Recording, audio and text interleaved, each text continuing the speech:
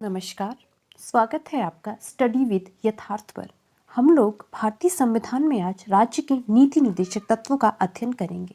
इससे पहले हमने भारतीय संविधान के मौलिक अधिकारों का अध्ययन किया था जो भाग 3 में थे। जब हमारा संविधान बन रहा था तो इस विषय पर चर्चा हुई, क्या सारे प्रावधानों को हम मूल अधिकारों में रखें। लेकिन उस समय ऐसा संभव नहीं था क्योंकि हमारे देश में इतने संसाधन नहीं थे। क्योंकि मौलिक अधिकार वाद योग्य होते हैं, उन्हें हम न्यायालय से लागू करवा सकते हैं।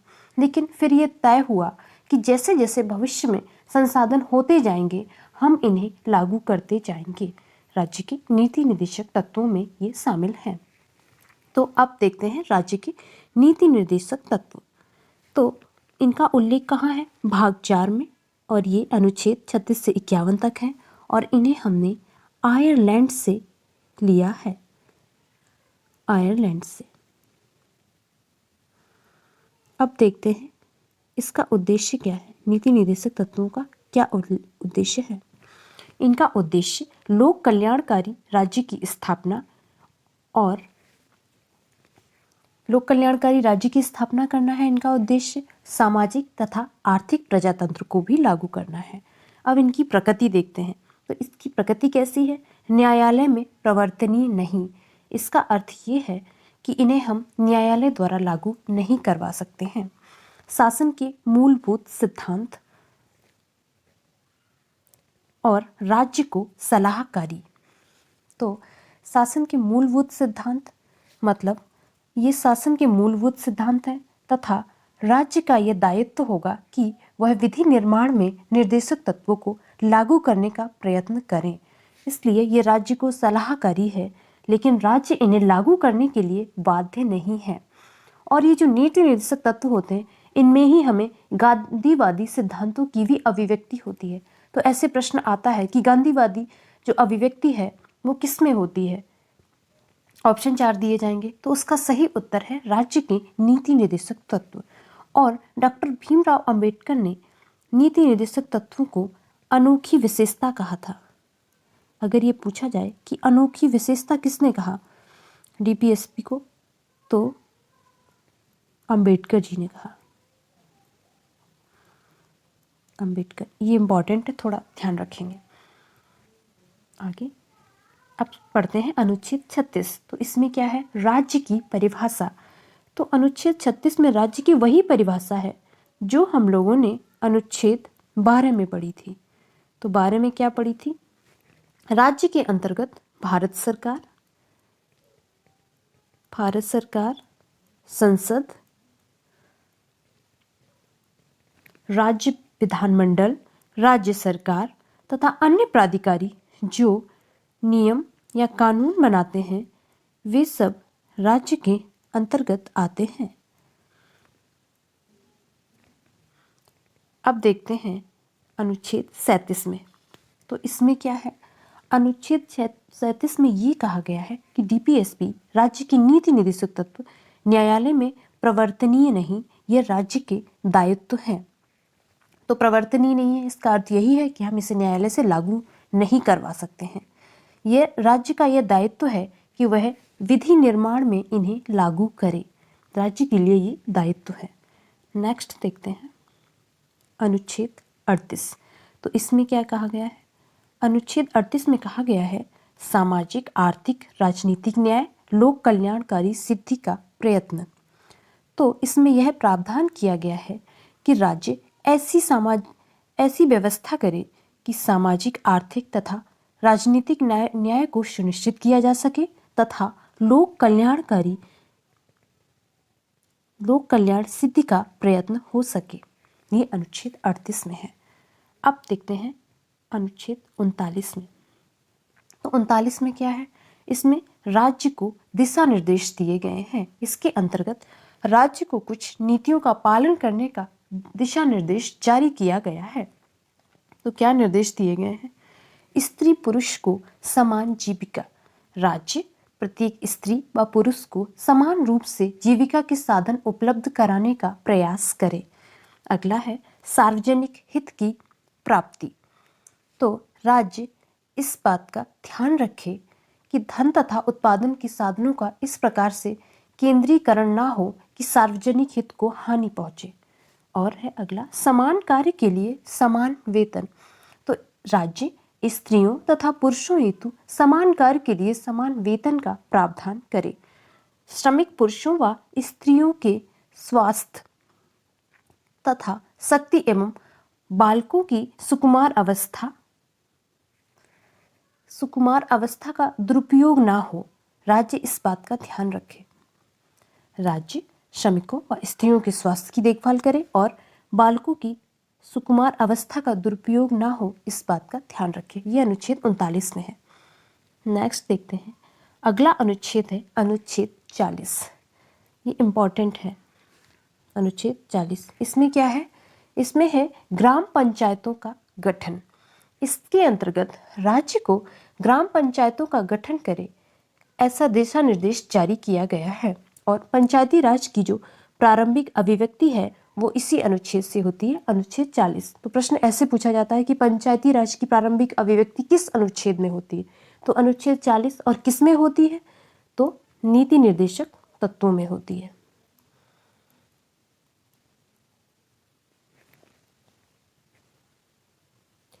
अब है अनुच्छेद 41। तो इसमें क्या है? कुछ दशाओं में काम पाने, शिक्षा पाने का अधिकार। तो इसके अंतर्गत क्या कहा गया है कि कुछ दशाओं में काम पाने, शिक्षा पाने तथा राज्य से लोक सहायता। तो लोक सहायता का क्या अर्थ है? लोक सहायता का अर्थ होता है लोक सहायता कि इसमें बूढ़े विकलांग लोग, उन्हें एक निश्चित राशि राज्य द्वारा प्रदान की जाए जिससे वह अपना जीवन यापन कर सकें। निश्चित राशि राज्य द्वारा प्रदान की जानी चाहिए जिससे वो अपना जीवन यापन कर सकें। अगला देखते हैं, काम की न्याय संगत तथा मानवोचित दशाएं। तो इसमें क्या है? मानवोचित दशाएं एवं इसमें एक और उल्लेख है, प्रसूति स्त्रियों के लिए जो प्रसूति सहायता होती है वो इसी अनुच्छेद में है। प्रसूति सहायता। तो ये पूछा जाता है कि किस अनुच्छेद में प्रसूति सहायता मतलब स्त्रियों को जो अवकाश दिया जाता है वो किस में है इसका उल्लेख? तो इसको भी याद रखेंगे, अनुच्छेद 42। सिर्फ इतना ही पूछ लिया जाता है। अगला है अनुच्छेद 43। कर्मकारों के लिए निर्वहन मजदूरी का उल्लेख है इसमें। इसके अंतर्गत यह प्रावधान किया गया है कि मजदूरों के काम के घंटे निश्चित किए जाएं, उनकी रहने की दशाएं उत्तम हों, अवकाश के समय का वो सदुपयोग कर सकें, कुटीर उद्योग धंधों को प्रोत्साहन दिया जाए जिससे बेरोजगारी को कम किया जा सके। तो फिर प्रश्न ऐसे पूछा जाएगा कि कुटीर उद्योग धंधों के प्रोत्साहन की बात किस अनुच्छेद में है? तो हम इसको याद रखेंगे, अनुच्छेद 43 में है। नेक्स्ट इम्पॉर्टेंट अनुच्छेद है अनुच्छेद 44, समान नागरिक संहिता। तो समान नागरिक संहिता, इसका क्या अर्थ है? तो राज्य को यह निर्देश दिया गया है कि समान नागरिक संहिता के निर्माण का प्रयत्न करें। तो इसके अंतर्गत क्या आता है? इसके अंतर्गत दीवानी मामले आते हैं। दीवानी मामले कौन से? जिसमें क्या क्या होता है? जैसे विवाह, तलाक, उत्तराधिकार, गोद लेना आदि में सभी धर्मों के लिए समान नियमों को लागू करना। सभी धर्मों के लिए समान नियम हो। तो ऐसा अभी हमारे देश में लागू नहीं हुआ है, लेकिन एक राज्य है गोवा जिसमें समान नागरिक संहिता लागू है। और गोवा में ये संहिता अभी से नहीं, गोवा में पुर्तगालियों का राज्य था तभी से ये समान नागरिक संहिता गोवा में लागू है। नेक्स्ट देखते हैं अनुच्छेद 45, निशुल्क तथा अनिवार्य शिक्षा। तो निशुल्क तथा अनिवार्य शिक्षा का जो अधिकार है हम लोगों ने पढ़ा था मौलिक अधिकारों में कि अनुच्छेद 21A में निःशुल्क तथा अनिवार्य शिक्षा को मौलिक अधिकार बनाया गया है। तो यहाँ पे क्या है, तो पहले ये अधिकार यहीं पे था, लेकिन 86वें संविधान संशोधन 2002 से इसकी प्रकृति में थोड़ा परिवर्तन किया गया और यहाँ पे 0 से 6 वर्ष तक के बालकों की देखभाल एवं निःशुल्क तथा अनिवार्य शिक्षा का उपबंध किया गया है। और ये निःशुल्क और अनिवार्य शिक्षा वाला जो है मौलिक अधिकार में 86वें संविधान संशोधन से ही 21A में कर दिया गया है और इसमें इसकी प्रकृति में थोड़ा परिवर्तन करके 0 से 6 वर्ष तक के बालकों की देखभाल एवं निःशुल्क तथा अनिवार्य शिक्षा का प्रावधान अनुच्छेद 45 में किया गया है। 86वें संविधान संशोधन 2002 से इम्पॉर्टेंट है, इसको ध्यान रखेंगे। नेक्स्ट, अनुच्छेद 46 अनुसूचित जाति अनुसूचित जनजाति दुर्बल वर्गों की उन्नति के प्रयत्न। इसमें क्या है, इसमें राज्य को ऐसी नीतियां बनानी चाहिए जिससे अनुसूचित जाति जनजाति एवं समाज के दुर्बल वर्गों की शैक्षणिक तथा आर्थिक स्थिति में सुधार हो। तो अगला अनुच्छेद पढ़ते हैं हम, अनुच्छेद 47 लोक स्वास्थ्य तथा मद्य निषेध। तो ये इम्पॉर्टेंट है, ऐसे ही पूछ लिया जाता है कि मद्य निषेध जो है इसका उल्लेख किस आर्टिकल में है। तो अनुच्छेद 47 किसमें है, तो राज्य की नीति निर्देशक तत्वों में। तो राज्य को ऐसी नीतियों का निर्माण करना चाहिए जिससे लोगों को स्वास्थ्य में सुधार हो, उनको पोषण युक्त भोजन प्राप्त हो तथा मद्य निषेध के लिए राज्य को प्रयत्न करने चाहिए। तो मद्य निषेध 47, इसको याद रखेंगे। अगला है, ये भी इम्पॉर्टेंट है, 48 कृषि तथा पशुपालन एवं गौवध निषेध। तो गौवध निषेध का प्रावधान किस अनुच्छेद में है, बस प्रश्न ऐसे ही पूछ लिया जाता है। तो अनुच्छेद 48 में है। तो इसमें ये राज्य को दिशा निर्देश दिया गया है, कृषि पशुपालन तथा गौवध निषेध का प्रयत्न करें। नेक्स्ट देखते हैं, ये है अनुच्छेद 49 राष्ट्रीय महत्व के स्मारकों तथा कलात्मक वस्तुओं का संरक्षण। तो राज्य को यह दिशा निर्देश दिया गया है कि राष्ट्रीय महत्व के जो स्मारक है, कलात्मक वस्तुओं का संरक्षण करें, क्योंकि यह राष्ट्र की अमूल्य धरोहर है, अमूल्य धरोहर। अगला अनुच्छेद है, इम्पॉर्टेंट है, अनुच्छेद 50। इसमें क्या है, कार्यपालिका तथा न्यायपालिका का पृथक्करण। इम्पॉर्टेंट है, तो इसे थोड़ा ट्रिक से याद करेंगे हम लोग। अगर किसी चीज़ को आधा आधा बांटना है तो 50-50 करते हैं। तो अनुच्छेद 50 में क्या है, कार्यपालिका तथा न्यायपालिका का पृथक्करण। तो राज्य को यह दिशा निर्देश दिया गया है कि लोक सेवाओं में कार्यपालिका तथा न्यायपालिका को अलग रखने का प्रयत्न करे। तो पृथक्करण 50 में है। उसके बाद अगला इम्पॉर्टेंट है, अनुच्छेद 51 अंतर्राष्ट्रीय शांति तथा सुरक्षा की अभिवृद्धि का प्रयास। इसको भी हम लोग याद कर लेंगे। अंतर्राष्ट्रीय शांति और सुरक्षा के लिए हम लोग 51 रुपये दान करेंगे, ऐसे याद कर लेंगे। अनुच्छेद 51 में ये है। तो इसमें क्या कहा गया है कि राज्य को ऐसी नीतियां बनानी चाहिए जिससे कि अंतर्राष्ट्रीय शांति तथा सुरक्षा का प्रयास हो। जैसे कि राज्य का कोई आपसी विवाद है तो उसे युद्ध से ना सुलझाए, बल्कि वार्ता, समझौते और बातचीत से समझाए। और भारतीय विदेश नीति की जो प्रारंभिक अभिव्यक्ति है वो अनुच्छेद 51 से ही होती है। और भारतीय विदेश नीति का मुख्य उद्देश्य अंतर्राष्ट्रीय शांति तथा सुरक्षा को स्थापित करना है। नेक्स्ट, तो ये सारे हमारे 36 से 51 तक राज्य के नीति निर्देशक तत्व थे। अब इसमें हम वो अनुच्छेद पढ़ेंगे जो हमने संशोधनों के माध्यम से जोड़े हैं, जिसमें हमारा पहला है 42वां संविधान संशोधन 1976 से। हम देखेंगे हमने कौन से अनुच्छेद जोड़े हैं। इसमें पहला है अनुच्छेद 39 का समान न्याय तथा निःशुल्क कानूनी सहायता। ये इम्पॉर्टेंट है, समान न्याय तथा निःशुल्क कानूनी सहायता। तो जो निर्धन लोग हैं उनके लिए निःशुल्क कानूनी सहायता का प्रयत्न करे राज्य, इसमें ऐसा दिशा निर्देश दिया गया है। और अगला है 48 का, इसे भी हमने 42वां संशोधन से ही जोड़ा है। इसमें पर्यावरण का संरक्षण तथा वन्य जीवों की सुरक्षा का प्रावधान है।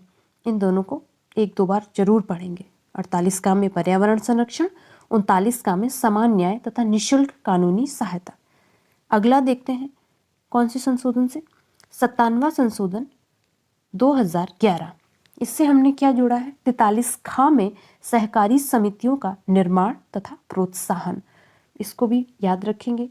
सहकारी समितियों का निर्माण और प्रोत्साहन किसमें है, 43 खा में। किससे जोड़ा, 97वें संशोधन 2011 से। अब शुरू में हमने आपसे कहा था कि राज्य के नीति निर्देशक तत्वों में गांधीवादी सिद्धांतों की अभिव्यक्ति होती है। तो इसमें कुछ अनुच्छेद हैं, पूछ लिया जाता है किन किन अनुच्छेदों से होती है।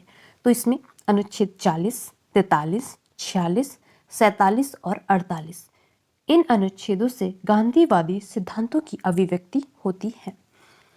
अब आगे बात करें कि मूल अधिकारों और नीति निर्देशक तत्वों में क्या अंतर है, ऐसा प्रश्न पूछ लिया जाता है। तो हमने उस दिन पढ़ा था कि ये वाद योग्य है मूल अधिकार। वाद योग्य है, इसका अर्थ ये है कि इनका उल्लंघन होने पर हम न्यायालय जा सकते हैं और न्यायालय इन्हें लागू करवाएगा। और ये नीति निर्देशक तत्व ये अवाद योग्य है, मतलब ये न्यायालय में प्रवर्तनीय नहीं है, इन्हें न्यायालय के माध्यम से लागू नहीं करवाया जा सकता है।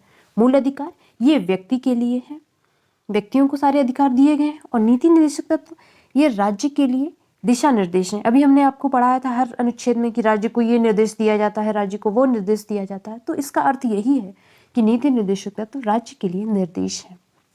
मूल अधिकार ये नकारात्मक प्रकृति के हैं। नकारात्मक प्रकृति का क्या अर्थ है कि राज्य को कुछ कार्य करने से रोकते हैं तथा ये राज्य के विरुद्ध हैं। ऐसी प्रकृति पूछ ली जाती है, तो इसको थोड़ा याद रखेंगे। और नीति निर्देशक तत्व ये सकारात्मक प्रकृति हैं, राज्य को कुछ कार्य करने के लिए दिशा निर्देश जारी करते हैं कि राज्य को ऐसा करना चाहिए, राज्य को वैसा करना चाहिए। तो प्रश्न ये पूछ लिया जाता है कि मूल अधिकार तथा नीति निर्देशक तत्वों में वर्तमान क्या संबंध है। तो ये दोनों एक दूसरे के पूरक हैं। न्यायालय ने ये कहा है कि डीपीएसपी नीति निर्देशक तत्व वे लक्ष्य हैं जिन्हें हमें प्राप्त करना है तथा मूल अधिकार वे साधन हैं जिनके माध्यम से हम इन लक्ष्यों को प्राप्त करेंगे। ओके फ्रेंड्स, ये तो था हमारा आज का टॉपिक। अब हम लोगों ने जो पिछली क्लास में पढ़ा था उसका हम लोग रिवीजन करेंगे प्रश्न उत्तर से। चलिए शुरू करते हैं। हमारा पहला प्रश्न है, मौलिक अधिकार किस देश से लिए गए हैं। ऑप्शन है संयुक्त राज्य अमेरिका, रूस, ब्रिटेन, जर्मनी। तो हमारा सही उत्तर है संयुक्त राज्य अमेरिका। तो मौलिक अधिकार हमने अमेरिका से लिए हैं। हमने रूस से क्या लिया है, मौलिक कर्तव्य, ये हमने रूस से लिए हैं। और हमने ब्रिटेन से क्या लिया है, एकल नागरिकता, हमने ब्रिटेन से ली है। और जर्मनी से हमने क्या लिया है, तो आपातकाल में, जर्मनी वाला यहाँ लिखते हैं, आपातकाल में जो मूल अधिकारों का निलंबन होता है वो हमने जर्मनी से लिया है। नेक्स्ट क्वेश्चन, प्रारंभ में भारतीय संविधान के द्वारा नागरिकों को कितने मूल अधिकार प्राप्त थे। ऑप्शन है 5, 6, 11, 10। तो इसमें ऑप्शन नहीं दिया है। प्रारंभ में हमें 7 मूल अधिकार प्राप्त थे, लेकिन अब इनकी संख्या 6 हो गई है। एक हट गया है संपत्ति वाला, जिसको हमने 300 का में जोड़ा है। अगला क्वेश्चन है, लोक नियोजन में अवसर की समानता किस अनुच्छेद के अंतर्गत है। ऑप्शन है अनुच्छेद 15, अनुच्छेद 12, अनुच्छेद 13, अनुच्छेद 16। इसका सही उत्तर है अनुच्छेद 16। लोक नियोजन में मतलब नौकरियों में नियुक्ति का जो अवसर का प्रावधान है उसका अनुच्छेद 16 में है। अब बात करते हैं अनुच्छेद 15 की। तो इसमें क्या है, धर्म, मूल वंश, जाति, लिंग, जन्म स्थान के आधार पर भेदभाव नहीं किया जाएगा। भेदभाव नहीं किया जाएगा, ये अनुच्छेद 15 में है। और 12 में क्या है, इसमें राज्य की परिभाषा है, राज्य को इसी में परिभाषित किया गया है। अनुच्छेद 13 में क्या है, मूल अधिकारों का ये सुरक्षा कवच है, वही है, अगर इनका उल्लंघन होता है तो हाईकोर्ट या सुप्रीम कोर्ट जा सकते हैं और न्यायालय इनको लागू करवाएगा। सुरक्षा कवच। नेक्स्ट, विधि के समक्ष समता या विधि का समान संरक्षण किस अनुच्छेद के अंतर्गत है? अनुच्छेद 18, अनुच्छेद 14, अनुच्छेद 17, अनुच्छेद 19। इसका सही उत्तर है अनुच्छेद 14। इसमें दो शब्द हैं, विधि के समक्ष समता या समानता, और एक है विधि का समान संरक्षण। तो विधि के समक्ष ये जो समता है, इसे हमने ब्रिटेन और विधि का समान संरक्षण इसे हमने अमेरिका से लिया है, अमेरिका से। अब देखते हैं अनुच्छेद 18 में क्या है। इसमें उपाधियों का अंत, उपाधियों का अंत, और कहीं किसी में भी उपाधि नहीं मिलेगी, लेकिन सेना और शिक्षा दो क्षेत्रों में उपाधियां दी जाती हैं। अनुच्छेद 17 में अस्पृश्यता का अंत, अस्पृश्यता का अंत ये इसी में है। और अनुच्छेद 19 में क्या है, वाक स्वतंत्रता की संरक्षण की स्वतंत्रता है इसमें। वाक मतलब बोलने की, वाक स्वतंत्रता जो है वो अनुच्छेद 19 में है। नेक्स्ट देखते हैं, समता का अधिकार कितने से कितने अनुच्छेद के बीच में है? ऑप्शन है अनुच्छेद 19 से 22, ये एक है। अब ये दूसरा यहाँ से है अनुच्छेद 14 से 18, थर्ड है अनुच्छेद 23 से 24, फोर्थ अनुच्छेद 25 से अनुच्छेद 28 तक। तो समता वाला जो है वो दूसरा ऑप्शन होगा, अनुच्छेद 14 से 18 तक। अब देखते हैं अनुच्छेद 19 से 22 तक क्या है। तो इसमें स्वतंत्रता का अधिकार है, स्वतंत्रता। और अनुच्छेद 23 से 24 में क्या है, इसमें शोषण के विरुद्ध अधिकार है। अनुच्छेद 25 से 28 तक क्या है, इसमें धार्मिक स्वतंत्रता है, धार्मिक स्वतंत्रता, कोई भी धर्म हम अपना सकते हैं। नेक्स्ट क्वेश्चन देखते हैं, विचार व अभिव्यक्ति की स्वतंत्रता किस अनुच्छेद के अंतर्गत है? ऑप्शन है अनुच्छेद 19A, 19B, 19C, 19D। तो इसका सही उत्तर है अनुच्छेद 19A। इसके बाद ये देखते हैं 19B में क्या है। इसमें है शांतिपूर्ण बिना हथियारों के जो हम सम्मेलन करते हैं वो 19B में है। 1C में क्या है, इसमें समूह या समिति की स्वतंत्रता हमें दी गई। 1D में भ्रमण, जो भ्रमण की स्वतंत्रता है वो अनुच्छेद 19D में दी गई है। नेक्स्ट है RTI एक्ट 2009 किस अनुच्छेद पर आधारित है? ऑप्शन है अनुच्छेद 20, अनुच्छेद 21, अनुच्छेद 22, अनुच्छेद 23। तो इसका सही उत्तर है अनुच्छेद 21, अनुच्छेद 21। तो 21A में जो 86वां संविधान संशोधन से 6 से 14 वर्ष के बालकों के लिए निःशुल्क और अनिवार्य शिक्षा का प्रावधान है, वो हमने अनुच्छेद 21A में RTI एक्ट 2009 से ही जोड़ा है और इसे 1 अप्रैल 2010 से पूरे भारत में लागू किया गया। अब देखते हैं अनुच्छेद 20 में क्या है। इसमें कहा गया है अपराधों की दोषसिद्धि से संरक्षण, अपराधों की दोषसिद्धि से संरक्षण। अनुच्छेद 22 में क्या है, इसमें गिरफ्तारी से संरक्षण था, दो प्रकार की गिरफ्तारी हमने पढ़ी थी। अनुच्छेद 23 में क्या है, मानव का दुर्व्यापार, और क्या है इसमें बलात्श्रम। इसका क्या अर्थ है? क्रय विक्रय नहीं होगा मानवों का और उनका ध्यान रखा जाएगा। नेक्स्ट है, किस अनुच्छेद से बाल श्रम पर प्रतिबंध लगाया गया है? ऑप्शन है अनुच्छेद 23, अनुच्छेद 24, अनुच्छेद 25, अनुच्छेद 28। तो इसका सही उत्तर है अनुच्छेद 24। 23 में अभी हमने पढ़ा मानव का दुर्व्यापार तथा बलात्श्रम पर प्रतिबंध, ये 23 में है। 25 में क्या है? किसी भी धर्म को मानने की स्वतंत्रता जो है, ये अनुच्छेद 25 में है। और 28 में क्या है? 28 में है राज्य की शिक्षण संस्थानों में धार्मिक शिक्षा का जो प्रतिबंध है। जो राज्य पोषित शिक्षण संस्थान है उनमें धार्मिक शिक्षा नहीं दी जाएगी। नेक्स्ट है,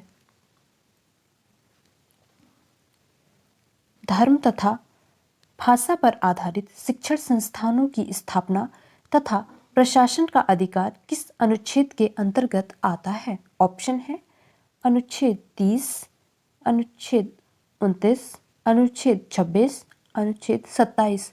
तो इसका सही उत्तर है अनुच्छेद 30 में धर्म तथा भाषा पर आधारित शिक्षण संस्थानों की स्थापना और प्रशासन का अधिकार दिया गया है। अनुच्छेद 29 में क्या है? इसमें है अल्पसंख्यक वर्गों के हितों का संरक्षण। अनुच्छेद 26 में क्या है? धार्मिक कार्यों के प्रबंध की स्वतंत्रता है। इसमें धार्मिक कार्यों के प्रबंध की स्वतंत्रता। अनुच्छेद 27 में क्या है? 27 में है धार्मिक करों की अदायगी से छूट, अदायगी से छूट प्रदान की गई है अनुच्छेद 27 में। नेक्स्ट क्वेश्चन है, किस अनुच्छेद के अंतर्गत उच्चतम न्यायालय रिट जारी कर सकता है? ऑप्शन है अनुच्छेद 226, अनुच्छेद 228, अनुच्छेद 32, अनुच्छेद 300। तो इसका सही उत्तर है अनुच्छेद 32 में सुप्रीम कोर्ट और अनुच्छेद 226 में हाई कोर्ट, उच्च न्यायालय रिट जारी कर सकता है। और ये रिट 5 प्रकार की होती हैं, जिसमें बंदी प्रत्यक्षीकरण, परमादेश, प्रतिषेध, उत्प्रेषण और अधिकार प्रक्षा। तो फ्रेंड्स, ये तो थे सारे हमारे आज के क्वेश्चन। अगर आपको हमारा प्रयास अच्छा लगे तो इसे लाइक, शेयर और कमेंट्स ज़रूर करें। Thank you.